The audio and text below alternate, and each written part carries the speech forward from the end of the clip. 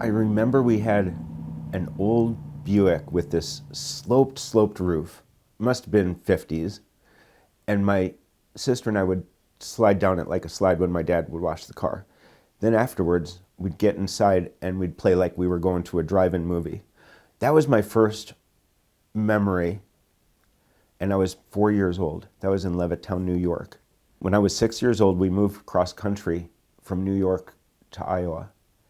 And along the way, I pretended like I was driving the whole way. Whatever I had in my hand was the steering wheel. It might have been a book, it might have been a fork or a bowl or something. But my parents knew that after that, all they needed to do is hand me something to steer, and I'd be totally content in the back seat. Everything about them when I was young hit my senses. The look, the sound, the smell, the feel of the steering wheel, all the knobs and dials, and especially how fast we could go. In Iowa, we could drive a little bit younger than most people. So the first time I drove, I was 11. I got my permit at 14, and I already had a moped at age 13, so I was pretty much mobile from an early age. I wanted to be a race car driver. Again, that was like out of the question. That and my drumming passion. All my passions were loud and obnoxious, apparently. And my mom didn't want that, so I had to figure it out as an adult. Went through school, went through college, opened up a business, but I wasn't passionate about it. And we did fine in that business, but I was bored and I wanted to get rid of it, and I finally sold it in 2006. After the crash of 2008, I had to get a job, and I decided I'm only going to work with something that I truly love, and it was obvious cars was the way.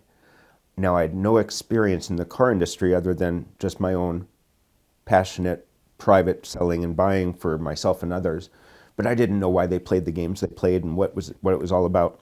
So I decided I would work at a dealership, and I chose Honda just because I love Hondas. I think they're one of the best cars out there. And I learned what the dealerships were doing. They play psychological games. They want you to be in the dealership for at least 4 hours, and that's usually when they hit you with all the add-ons. If you balk at the add-ons, they usually say, well, those are already on the car. We have to get paid for them. And if you don't, if you end up leaving and not buying this car, you're just going to go to another dealership and go through the same thing. So you might as well just stay and go through the process. Well, the process also has a goal of an 8-hour mark. At 8 hours, you're more likely to sign whatever they put in front of you just to say, fine, get me out of here. And when I saw what was going on, and I asked, why are we doing this? They would tell me, don't ask, just do it. They would tell me, follow the process, there's a reason. And I was like, this just makes no sense. Well, I learned later that, quote, they assume everyone has a third grade mentality and that's the way they're going to treat you. So I didn't like that at all. And I figured people are mature enough to handle the truth. And if they don't like it, they don't have to buy the car, right? So I went a different route. I was just straight up with people. I told them, hey, we're not going to play games. I'll give you the price. If you like it, great. And if you don't, I totally understand. And it worked great. People appreciated it. They didn't mind that we made a few dollars on the car.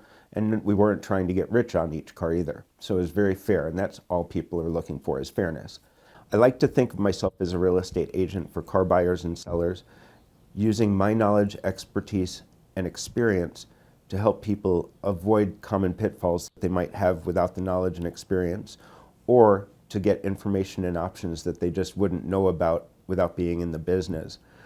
Our agenda is our client's agenda. We put ourselves in their shoes. And so when I'm looking for a vehicle, it's like I'm looking for my own vehicle or my family's vehicle, and I want to make sure that we get the best possible, the most safe, and the most reliable vehicle possible. When somebody leaves at the end of the process, they are happy, have peace of mind, and feel energized as opposed to feeling like they just got put through the ringer. Instead of a transactional process, Newman Auto Network is all about building a relationship with our clients so that they know they've got someone to come to at any time, someone they can trust, someone that they know will guide them properly and help them figure out the best possible scenario for their car ownership needs. Small business owners who don't have the time to find their own commercial vehicles have been coming to us, and we go out and do the same thing for all our other clients. We just make sure that the trucks have a great history, that they're something that's going to be reliable. We know that time is money, and if a truck or a van is down, these small businesses are losing a lot. Newman Auto Network is now operating out of Centennial Leasing and Sales, where we can fulfill all your personal and commercial automotive needs. They're offering me an opportunity to go in and work as an independent broker under their license. What that does is allows me to focus more on my clients as opposed to administration or buying vehicles and dealing with the minutia of running a business. Now I can focus more on my clients, getting them more options quicker, and also being more involved in the marketing and promoting of what I do. You actually can take care of people in the car industry, treat them fairly, and give them the peace of mind that we're all looking for, especially buying used cars. It's a universal picture of the car ownership experience.